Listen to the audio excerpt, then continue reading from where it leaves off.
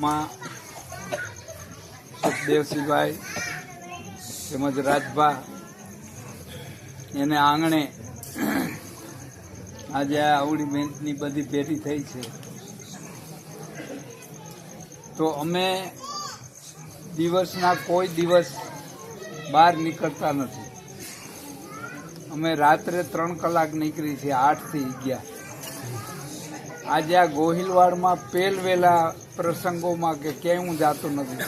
આજ પહેલવેલા પછી ગામ આવ્યો અને અહીં આવવાનું થયું. આજે અમે સૂર્યનારાયણના દર્શન કર્યા. દિવસના અમે નીકળતા જ નથી. આજે 15 વર્ષ થઈ ગયા.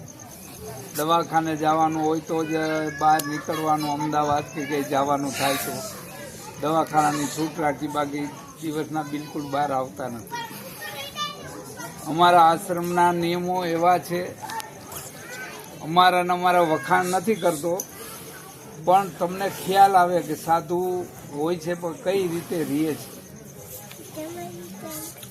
અમે અમારા આશ્રમની અંદર પબ્લિકના પૈસેથી ભૌતિક સુખના સાધન એક પણ વસાવ્યા નથી.